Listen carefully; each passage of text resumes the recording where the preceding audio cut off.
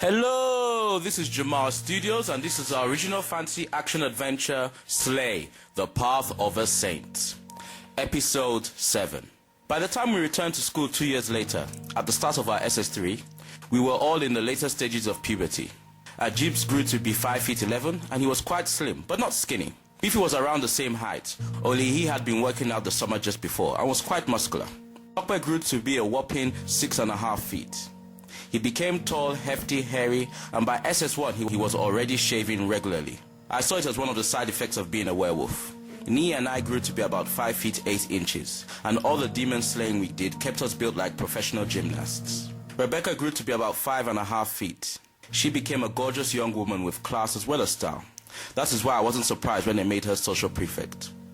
She was the only one in our crew to become a prefect. The first day of school, guys were feeling pretty good with themselves because as far as they were concerned, they now owned the school. In terms of seniority, they were on top of the food chain. Nee, however, had other things on his mind, like how he was going to pass his SSC examinations and what kind of monstrosities he was going to have to face that term. As far as our dormitory and social life was concerned, things were going to be a lot easier, seeing as we were seniors of all seniors. Our academics, however, got a lot harder, as Nee discovered during his first period of further mathematics. While Nee was contemplating failing his further maths, even though his exams were about 6 months away, JSS1 pupils were waiting to get their induction outside the library building. There were Form 1 boys and girls all over the place, running, jumping and talking.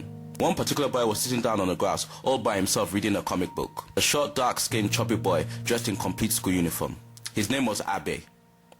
Abe was enjoying peace and quiet when one of his classmates came running at him. A skinny boy of his height with fair ebony-colored skin and a big book in his hand. His name was Leye. Leye made himself comfortable right beside Abe and opened up the book he was holding. "Abe, check it out. I found the perfect thing," said Leye, moving even closer to Abe. "And what would that be?" answered Abe, who wasn't really interested. "A genie." "A what?" "A genie that will do anything we command. All we have to do is say a few words under a full moon." "Leye, you're my friend, and the last thing I want to do is offend you, but I have to ask this. Are you mad?" "Okay, you don't believe me. I'll prove it to you tonight on the main sand field. As much as I would like to be part of your charade, I have to prepare for our first proper school day tomorrow. And so do you. Come on, man, we can do that in 30 minutes. I'm your best friend, the friend which has saved your behind many times. Humor me." That evening, halfway through evening prep, at around 8, the two junior boys set off for the main sand field. They didn't take the shortcut because they didn't know it existed. Luckily for them, all the senior boys that stopped them were only interested in food and money, which they didn't have. All they had on them was the book. "Now what?"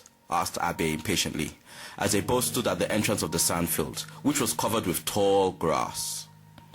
"Over there," Leye finally said, pointing to a patch of sand land in the middle of the field. The patch was an enormous circle with a radius of about 60 meters. For on this area of white sand, grass couldn't grow. "There's no way I'm going through that grass at this time of the night. There could be snakes and all sorts around." "Abe, use your torch and stop being a sissy." Leye then started his way through the grass, and Abe reluctantly followed. Both boys stood on the left-hand side of the circle. Leye then opened the book and turned to the page. "Leye, the book is in Greek," Abe pointed out. "I know. Where did you learn to read Greek?" "Who said I learned how to speak Greek? You're the one fluent in about 5 languages, and Greek is one of them," answered Leye, handing his accomplice the book. "Is this why you invited me on this pointless escapade?" "Maybe. I have a good mind to leave you here and go to dorm." "But you won't because I want to be here and laugh when nothing happens." Abe then took the book and read out the incantations. Immediately after, nothing happened. "You see, I told you there's no such thing as a genie," laughed Abe as he closed the book. Before an argument over Abe reading the incantations again reached its climax, the earth around them began to tremble. Then, in the center of the patch of sand, a portal made out of pure energy opened. Both boys stared in amazement as the gateway opened. Then out of the portal flew a swarm of demonic imps, creatures that were basically human skeletons with skeletal bat wings that were no taller than an inch. There were thousands of them, and they all headed towards the boys. Meanwhile, Nee was escorting Rebecca to a dormitory when he saw a red star hovering over the main sand field. "Uh-oh, Becky, I'll see you tomorrow," said Nee, then sprinting towards the main sandfield. As he made his way through the shortcuts, mountains of rock began to emerge from the ground, creating a set of obstacles for him. It was as if something knew he was coming. Without wasting any time, he made his way through the trees. By now, Leia and Abby had begun to run for their lives. Abby fell while running. Immediately he touched the floor, all the imps pounced on him and shredded him into pieces. Leia continued running and didn't dare look back. But despite the fact that he ran as fast as he could, it wasn't enough to outrun the imps. Nee made it just in time to see him suffer the same fate as his friend. In an instant, they began to make their way towards Nee. He in turn stood still and began to concentrate, which caused a gust of wind to blow around him. The wind became extremely vigorously in a matter of seconds, until it was like Nee was standing in the middle of a whirlwind. This prevented the imps from getting at him, so all they did was surround the whirlwind, waiting for it to die down. This was very unwise of them. The whirlwind surrounding Nee became pure white energy, which spread out like a shock wave, disintegrating anything that was drenched in pure evil in an 800-meter radius. Nee had just executed a power sweep, and this was a move I taught him after our confrontation with the pack of werewolves. After all the action, Nee looked around and found the book Leia had taken out of the library. At night, he showed the book to me outside his guardian's house. "We may have a serious problem on our hands," I said, opening the spell the boys used. "What is it?" Nee asked. "A spell that summons a master demon along with a few minions." "Are you sure that's the spell they used?" "Definitely. Those things you saw kill the boys are dark imps. They follow demons fresh out of hell the way flies follow cattle.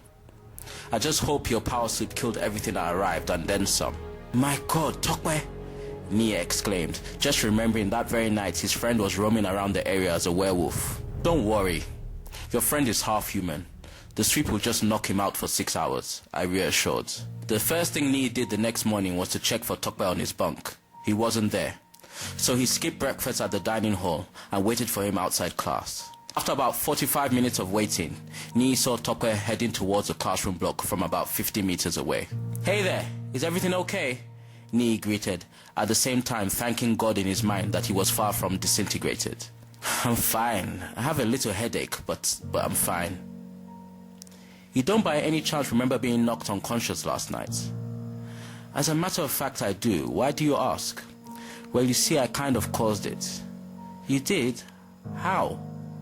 "I'll explain later," Nee said, cutting off the conversation, noticing I, Beefy, and Ajibs heading towards them. "My God, could it be? Tokwe is missing a meal," screamed Ajibs from a distance. "That's true. Why aren't you in the dining hall?" Nee quietly asked, just realizing the strange phenomenon. "My cousin in JS3 went on sick leave. He's coming back today." "You mean Ife?" "Yes. I'm supposed to meet him here to collect some home grub." "Well, I hope he brings enough for 5, because there's no way we're going to let you eat that food in peace," Nee pointed out. "You got that right," agreed Beefy, as we lads finally approached. "Guys, check it out," said Ajibs, focusing our attention to 2 girls coming from the tuck shop area behind us. One of them was Rebecca, and she was looking nice, pretty, and smartly dressed as usual. The girl beside her, however, was flaunting everything she had, and believe me when I say she had a lot to flaunt. She was a mixed-race girl who was about my height, with long black hair, which she packed to the back, and light hazel brown eyes. She had a smooth, firm body with nice legs, which her short skirt advertised, along with other things. On her blouse, she left an extra button on button, enabling outsiders to have a glimpse at her cleavage. From a distance, this girl had succeeded in rattling all our hormones. At most, she couldn't have been more than 16, but she looked like a 20-year-old model. "Hello, people," greeted Rebecca as she and her friend approached us. "Hello," we chorused, all of us eager to have our voices heard. "Meet my friend and our new classmate, Christiana." One by one, we all took turns in introducing ourselves. All the guys tried to make themselves sound and look as charming as possible. Beefy went as far as kissing her hand. He was infatuated by her looks, but he didn't show it. He gave a normal everyday introduction of himself. "I'm Nee," he greeted as he shook her hand. "Nice to meet you, Nee. So where did you transfer from?" "From the Federal Government College in Enugu." "How come you're transferring in your final year?" "Some students tried to burn down the administration block. So because of that, my parents thought it best for me to do my last year in another school. And because I live in Lagos and my dad knows your principal, I ended up here." "Guys, we'll see you all later. Right now I have to finish giving her a tour of the whole school," interrupted Rebecca. And with that, they both began to walk off. We all watched them leave and didn't plan to stop until they were no longer visible. But our moment of intense lust was violently interrupted as 4 of our classmates pushed their way through us. These were a group of boys that modeled themselves after the BMW gang. They called themselves Band, that stood for Brothers and Niggers of Dominion. Leader of the group was an overweight man of about 5'8" by the name of Shegun. Why he was the leader was a complete mystery to me, for he wasn't that much of a fighter. Plus, he wasn't very bright on any front. The only reason I could think of why he was the leader stemmed from his age. While most of us were about 17, he was 20 years old. This was because he repeated his JS2 about 3 times. His right-hand man was a boy known as Prex. His real name was Chinedu. He was about 6 feet tall and very fit. Prex, despite his good upbringing, was a thug wannabe. Some respected him for his finer talents such as dancing and high jump, while some feared him, and others viewed him as one very big fool. The third member went by the name of Chidi, who was stocky at 5'11", and was the loose cannon of the group. He lived to party, party, party, and do nothing else. Chidi was never serious unless he was in some sort of trouble or unless he was in a fight. How he made it to SS3 without repeating, I do not know. Then there was Chike, a 5'11" boy who was an incredible athlete. In fact, he was the fastest runner in our school. But his longing to be cool caused him to tag along and become the groupie/errand boy of the gang. Somehow, this gang proved to be much more resourceful than their predecessors. They had thugs all over Lagos, which were also members of this group. These thugs were rich and had a lot of time on their hands. This is why they could summon them anytime they needed to give someone a good pounding. These guys terrorized everyone, including their classmates. The only people who could control them were teachers, and even then, when they came onto the scene, there was only so much they could do. The group emerged in a JS2. Then there were just 4 wannabe bullies. From that, they evolved into a little mafia. As they barged right through us, Beefy and Topper were instantly ready to kick their heads in. Cool it, guys. The hassle isn't worth the workout, Nee advised, as he held both their arms, stopping them from confronting the bullies. The gang heard Nee hold his friends back and made a U-turn straight back towards us. Did we push you all off this path? Shegun sarcastically asked, as he and his gang members stood right in front of us. You know you did, replied Ajibs, with a look that said we will all take you on, anywhere, anytime, at any place. Do you want to do something about that? Asked Shegun, seeing Ajib's look and accepting the challenge. No, we don't, Shegun, and we don't want any trouble, so why don't you and your crew go about your business? Nee responded, trying to stop something from starting. Your friend was polite, so I'll let this one slide. Next time you mess with us, you won't be so lucky. After threatening, Shegun and his gang walked away. 6 hours later, Nee had to suffer another Nigerian language lesson, while the band crew were smoking in the art block, which was usually abandoned at that time of day. 30 minutes of bragging to each other had passed before a voice interrupted. Hello, boys. It was Christiana, looking very sexy and not hiding the fact that she knew it. Well, hello, greeted Shegun, after drilling with his crew for about 30 seconds. Christiana then took a seat beside him, crossing her legs. She then brought out a lighter and lit her own cigarette. This surprised Band, but in a good way, for they had found the perfect girl. Beautiful and carefree. Look at this, boys. I think we have ourselves a bad girl, said Prex, taking a seat beside Christiana and studying her from head to toe.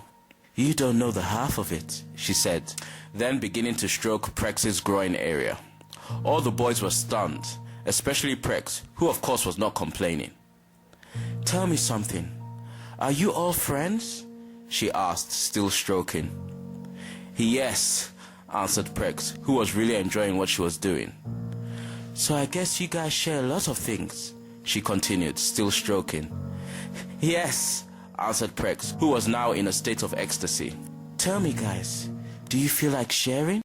She asked, then opening up her legs and turning to the rest of the boys with a look that was clearly inviting, while still stroking Prex.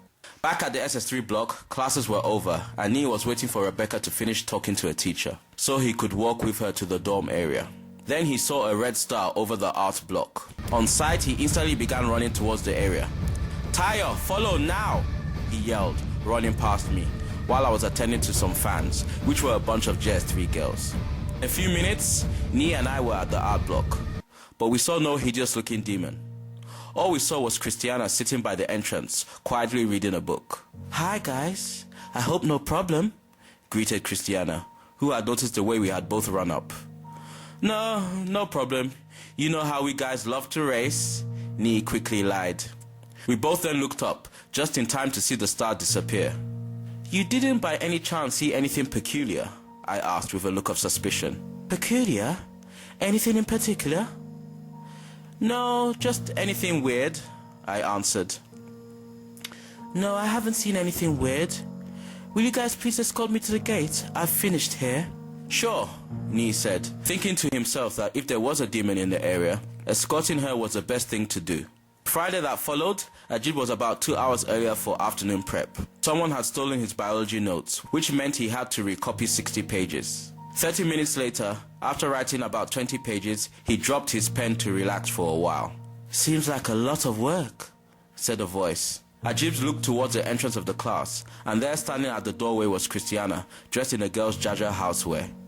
When did you become a boarder? Asked Ajib, pleasantly surprised. An hour later, Nee and I were on our way to class to get an early start on an assignment. Things have been very quiet on the demon slaying front, and to be honest, that worries me, Nee pointed out, kicking an empty tin out of his way. My advice to you is to stop worrying and enjoy it while it lasts, I said, flicking off a fly that landed on my shoulder. Suddenly, from behind, the four-man band crew barged right through us. At the time, we didn't notice the cold, emotionless expressions on their faces. But what I did notice was how they looked and smelt, which was like they hadn't had a bath for a week. It was so bad, flies were even following. Nee and I were too dazed by the smell to think anything of it. After recovering from our classmates' intense body odor, we noticed a red star over our classroom block. Without hesitation, we both ran to the area at full speed. On arrival, we checked all the classrooms quickly. Then in the F class, we found Christiana about to kiss Ajib. Hey man, I yelled, interrupting their moment of intimacy. I'll catch you later, said Christiana, then pecking Ajib on the cheek before getting up to leave. Bye guys, she said as she passed by us to leave the classroom. Thanks a lot guys, said Ajib, nodding his head in disappointment as he continued to copy up his biology notes. What was that for? Nee asked me quietly as he dragged me aside. Let me ask you something. What did our last two false alarms have in common? I replied quietly.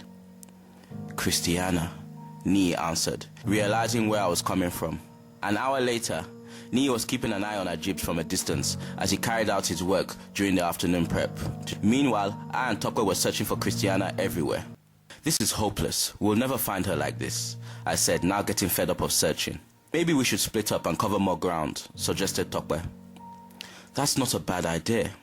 You start with the forest and sandfield area while I search the girls' dormitory. Hey, how come you get to search the girls' dormitory? Yelled out Tokwe, but all his yelling was in vain, for I had already run off to start my search. Back at class, Nee was still keeping an eye on Ajib. He hadn't taken his eyes off him, and he didn't intend to. Then Rebecca came along and sat down beside him. Nee, we need to talk, she insisted, as soon as she made herself comfortable. As much as I would love to talk to you, this isn't really a good time, Nee said, turning to look at her. He then turned back to where Ajib was sitting, only to find he was gone. Meanwhile, Tokwe had already searched the sandfield and was now searching the forest when he noticed the four-man band crew carrying a big log somewhere. Tokwe, seeing this as very odd, decided to follow them without being noticed. Finally, the gang stopped in a hidden open area of the forest and put the log down in front of a cave, which was in the center of the opening. Christiana then came out of the cave and inspected what the boys had brought. Good. Chop it up so we can use it as firewood to keep the nest warm, she ordered. Ban, like a bunch of mindless zombies, obeyed without uttering a word. Tokwe, seeing enough, took note of the area and began to make his way to the classroom area. He had only walked about 20 meters when he found himself surrounded by band. Hey guys, what's up? Greeted Tokwe, trying to hide the fact he had been spying on them. None of the gang members said a word.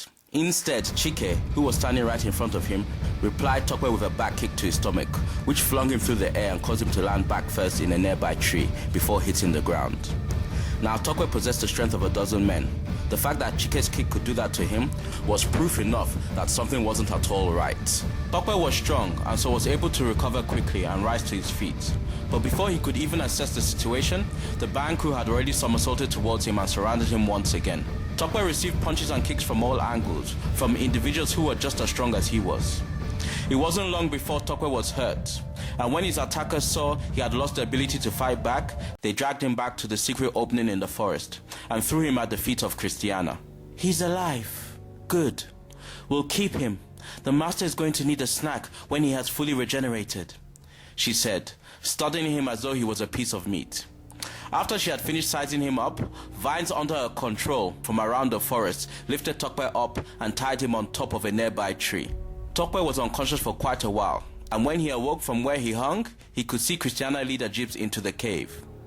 Tokwe tried to shout out a warning to his friend, but before he could even open his mouth, vines under Christiana's control sealed it shut. Tokwe watched helplessly as Christiana gave Ajibs a long, wet kiss before leading him into the cave. At that very moment, Ni was still looking for Ajibs when he sighted a red star hovering over the forest area. Without hesitation, he began to run full speed towards the area. On reaching the area, he too was unable to hear Tokwe's mumbles of warning. He did, however, see and smell the band crew as they somersaulted towards him. Band attacked him in sets of two, one after the other, at exactly the same time. The first sets of attacks were in the face, which caused Ni to stagger back. The second set in the stomach, which sent him flying into a nearby tree. As he recovered from the excruciating pain, one thing was made very clear. Without empowerment, there was no way he could match this guy's strength. Ni wasn't empowered because his added instincts didn't register his foes as demons. Flipping to his feet, he knew he could only rely on his speed and agility. Seconds after he got to his feet, he found himself dodging and blocking attacks from all angles. As usual, it was his durability keeping him in one piece. He had now moved considerably closer to manhood and was now able to take a considerable amount of punishment, which meant him beating them for a while. But these guys were like zombies. They kept coming. The only way he knew he was going to stop them was by killing them, an act he wasn't yet prepared to carry out. Not that he even could. Much sooner than later, he started taking hits frequently. So much so, it was as if he wasn't even fighting back. Before he knew it, he found himself on the floor. "Enough! Move the master. I'll take care of him," ordered Christiana, who had been watching the battle from the very beginning. The four possessed teenagers obeyed her, stopped hitting Ni, and entered the cave. As soon as they entered the cave, there was a flash of bright red light, and the cave along with everything in it was gone. Ni slowly rose to his feet as Christiana began to approach him. "I'm sorry about all that. You know how those guys can be. Are you hurt?" she asked in a seductive tone, as she began to gently caress the back of his head. "What do you want?" Ni asked, pretending not to even notice she was touching him. "All I want is to give you something you've been fantasizing about since the very first time we met," she said, turning Ni around to watch her slowly take off her blouse. "Don't flatter yourself. No second thought can substitute for the real thing," Ni said, showing no interest in her offer. "I was going to give you a chance to die in a pleasurable way, but it looks like you want to die the hard way," she said in a deep demonic voice as she stepped back. She then morphed into a large green creature no less than 15 feet high, which resembled a Venus flytrap with razor-sharp teeth and dozens of vines that served as metal-piercing tentacles. While giving out a loud roar-like sound, the demon began to thrust all its tentacles at him. Fully empowered, Ni began to roll, jump and flip, dodging the monster's attacks. The creature's tentacles were so many, there was no chance for Ni to even look at the creature, let alone attack it. While executing a mid-air body spin to avoid about half a dozen tentacles shooting right at him, Ni noticed Bill spin right past him and cut loose Tokwe, who he hadn't even noticed. Tokwe dropped from his restraints and became a full 10-foot flesh-tearing werewolf before landing feet first on the ground. Bill then ricocheted back to the person that threw it. "So that's what you look like without your makeup on," I said while catching Bill. The monster then began to throw all its tentacles at three of us. We were all incredible, agile, fast and strong. This meant there were now fewer tentacles coming his way, which created more opportunities for him to attack the demon. Using the creature's own tentacles as leverage, Ni was able to get right up to the creature's face and give it a hard uppercut, which dazed the creature, and gave me enough time to decapitate the monster with Bill. An instant after the demon's head had been cut off, it burnt up into dust. "Did any of you find Ajibs?" I asked, catching my breath. "He was in a cave that vanished," informed Tokwe. "Did he mate with her?" I inquired. "All I know is that he went with her into the cave and didn't come out. Look, I don't mean to be the bearer of bad news, but this is far from over. There was something in that cave she was nurturing, something I was going to be a snack for," answered Tokwe. "All we can do now is wait. Whatever it is will show itself eventually. For now, all we can do is keep our ears and eyes open, I pointed out. What about a jibs? Nee asked, hoping to God that he would get a positive response. I'm sorry. There's nothing we can do for him. Let's just hope that God has mercy on his soul. That is the end of episode 7.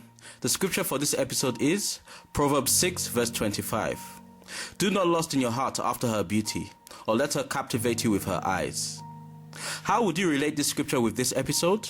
And how would you relate this scripture to your life? Leave your answers on any of JOMAJ Studios' social media platforms, which can be found at jomajstudios.com.